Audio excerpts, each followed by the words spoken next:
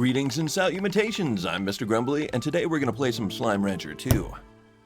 This is actually the second time I've recorded this. First time I recorded it, some reason Slime Rancher game audio cut out halfway through the recording. Not sure why.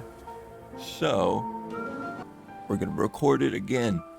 I haven't been looking at anybody else's Slime Rancher videos. I'm trying to stay as clueless as possible, that way all the revelations in the game are as authentic and as genuine as they can be.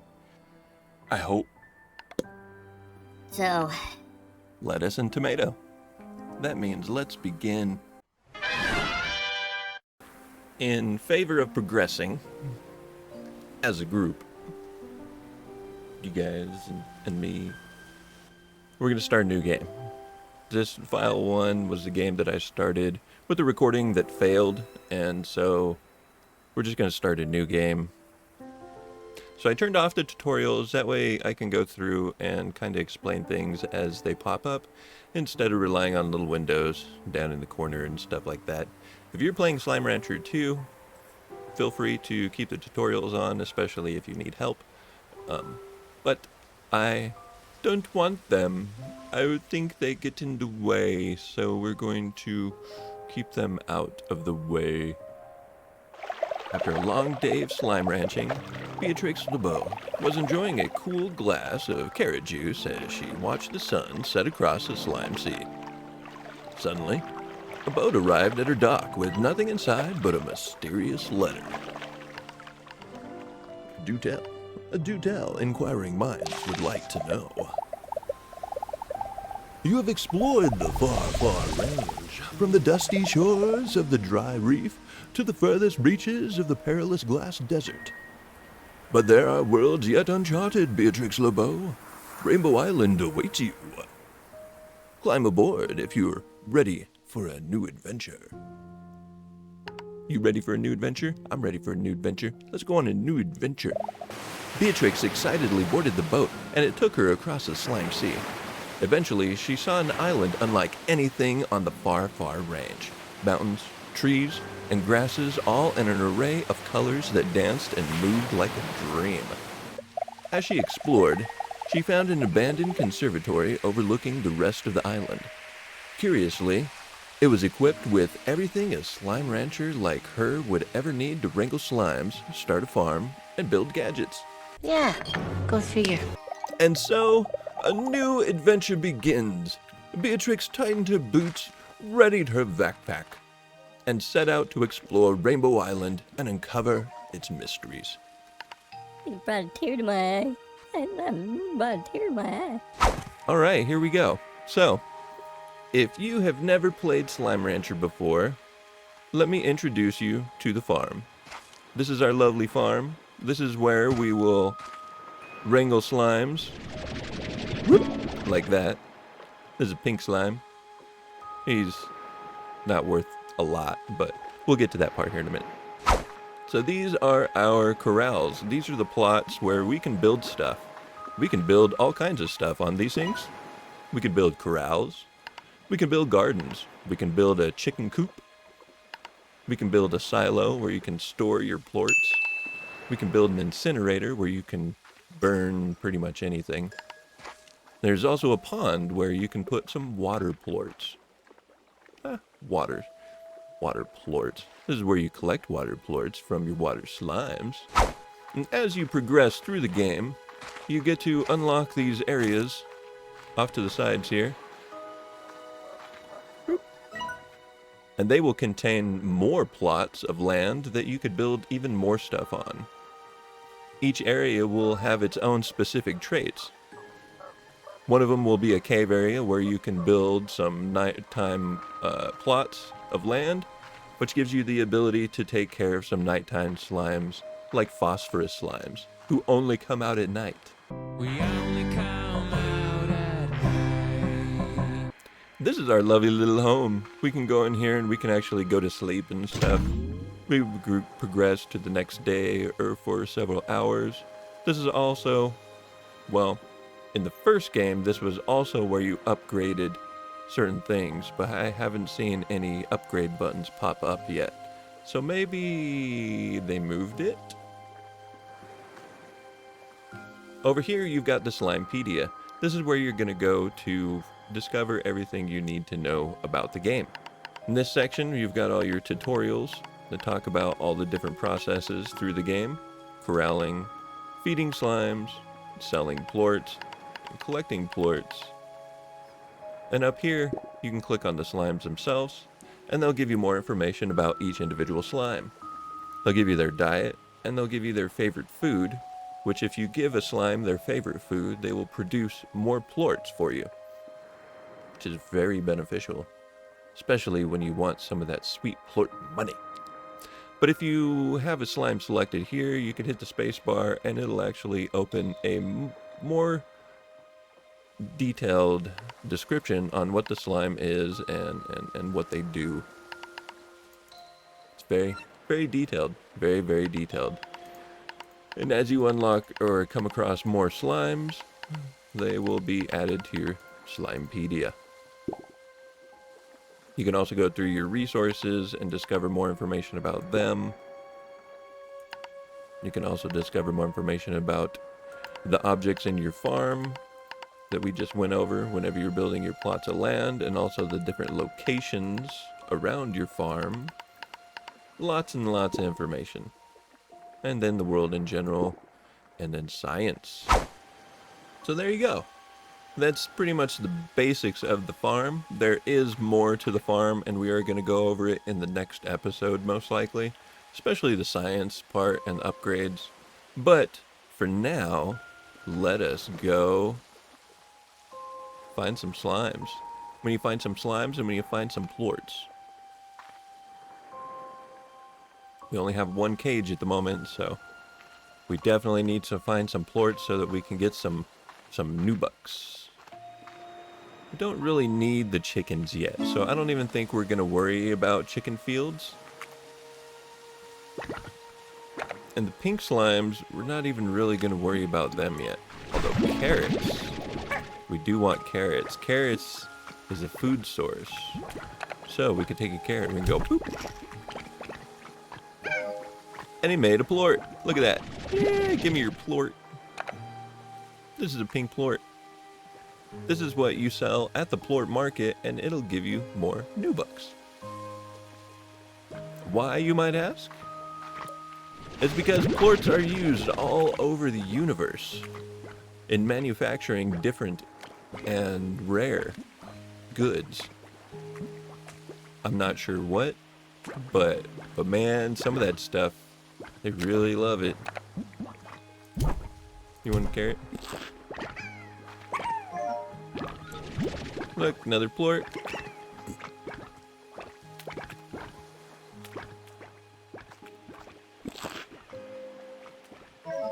And another plort.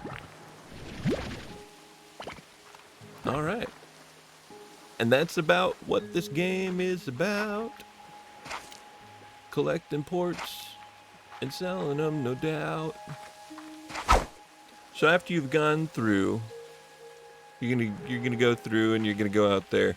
And you're gonna collect your plorts, and then you're gonna bring them back to your farm, and then you're gonna sell them at the plort market.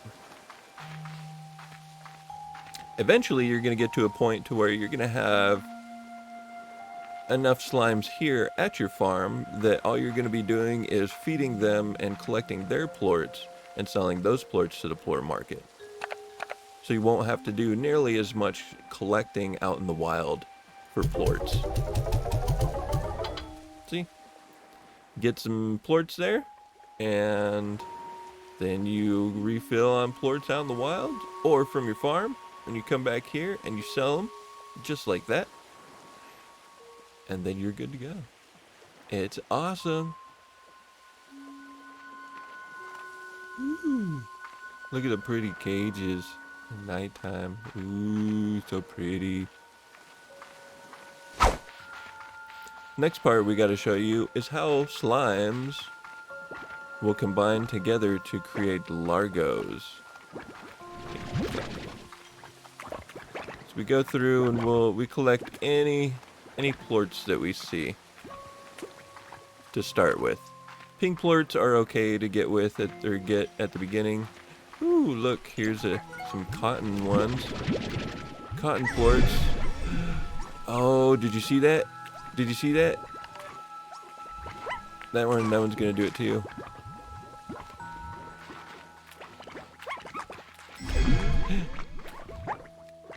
So, if a slime of any type eats a plort from another type of slime, they turn into what is known as a largo, which is a combination of the two slimes.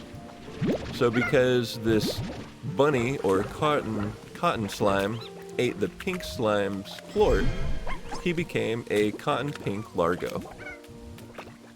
And that's how you get your combinations of slimes. It's really, really, really cool. Oh, look, here's a phosphorus slime. We don't have a place to put the phosphorus slime yet because we need a dark place for them, because they only come out at night.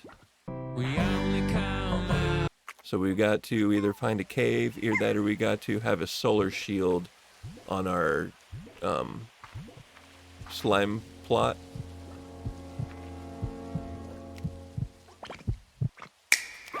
And these things are tar slimes. That is what happens when a largo eats a third plort. So, if a cotton slime eats a pink slime's plort, they turn into a pink largo cotton, or a cotton pink largo, right? So if a cotton pink largo eats a phosphorus plort, then they turn into a tar. The tars will go through and eat all the slimes they find, and each time they eat a slime, they will basically turn that slime into another tar. And eventually, all the slimes in the area just turn into tars. And it happens every night, all the time. Like, it's a cycle of life that happens very regularly on these islands. It's actually kind of freaky, because the slimes just kind of manifest out of nowhere. They come out of the ground and stuff. They jump around, do their thing, they turn into largos, and then eventually one of them will turn into a tar. Oh. See? Look at that. Oh, they found me. We get out of here.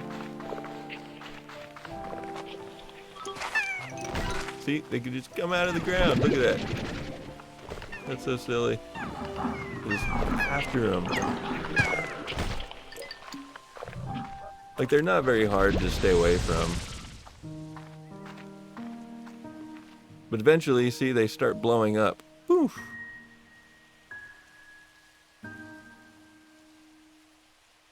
It's weird. It's cool to watch. And then once they all blow up, then more slimes will start coming out of the ground again. Can you imagine what science would think? Come here, tar. And you can suck them up to your vac like that, and it'll suction them up to the tip. And then you just shoot them away. And yeah, they're easy. If you hold on to them for a long period of time, they will bite you. But like I said, they're fairly easy to stay away from and avoid. Whee! Over the edge. Alright. So we've got some pink plorts, we've got some cotton plorts, and we got one phosphorus plort. I think what we're gonna do is that we're gonna stay out and we're gonna collect a bunch of plorts. We're gonna get some cotton slimes, and we're gonna see if there's another kind of slime that we can combine it with. In the beginning of the game, if you try to focus on plorts other than pink, then you'll usually increase your new bucks at a much quicker pace. So it's good. Good stuff. Good stuff. Okay. While we're out and about, what is this? Let's see. Oh, nice. We unlocked part of the map. Part of Rainbow Fields. I've heard of strawberry fields. We don't want very many slimes in each corral. If you get a corral too overloaded with slimes, it is no good.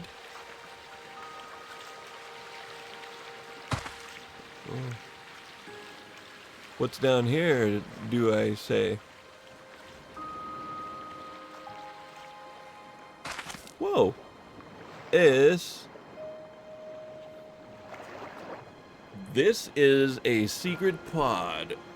Each area in Slime Rancher has a certain number of secret pods that you can find. Notated here in the bottom right corner. So the very start, or Rainbow Fields, will have 14 different pods that we can find. And this is number 1. I'm excited. What do we get? Emerald Cypress Cluster. Oh, okay. So, just some cosmetics there. We got a cosmetics. Hey, here's another one of these things. Is this more map? Is this more map we're gonna uncover? Are we getting ready to uncover more map? It's so pretty. More map. So, for this one phosphorus slime, it'll give me 16 new bucks. Cotton slimes will give me 12 new bucks apiece. As you can see, they get progressively more expensive. Okay, so let's go over here. We're gonna want a couple things. For starters, we're gonna want high walls because bunny rabbits can jump really high. So, and then let's make another corral. Oh, we don't even have enough for high walls on that one.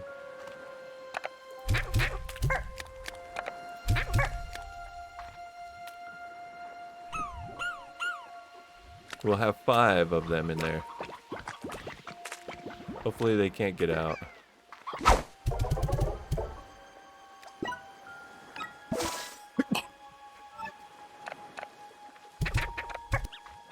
Okay. We got 2 corrals started, and we're gonna go with some cotton tabbies. We'll do the cotton tabby largos on both sides here. They both got some high nets on them. We definitely need to make sure that the air nets on the top are installed eventually. But those are rather expensive. They're like 425 new bucks each. Yeah, 425 new bucks. So we definitely need to collect some more plorts so that we can get our new bucks up and going some more. I know this water lettuce should be the cotton's favorite food, so it'll work for both corrals. And just to be sure, we're going to come in here to our Slimepedia. Go to our slimes here. Go over to cotton slime. And yep, favorite is water lettuce. So a lot more information here about the cotton slime if you want to go through and read it yourself. It's interesting. A lot of this stuff will explain their behaviors, like the tabbies. They act a lot like cats. They like to try to jump on you all the time if you get near them. But yeah, it's funny. All the slimes have different characteristics, so sometimes it actually pays to go through and look at some of that stuff and see what they do and what the different slimes are responsible for. So it's interesting. We'll probably come back into play later. Foreshadowing. Anyway, I think that's going to do it for episode 1. Next episode, we will get into some more of the science.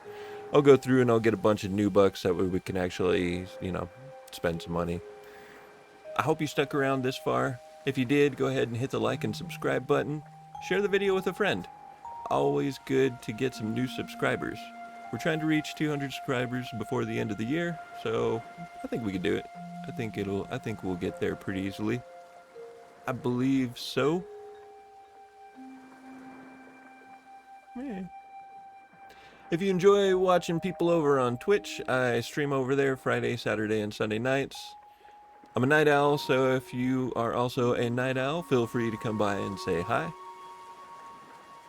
I'm also streaming here on YouTube at the same time, using Restream.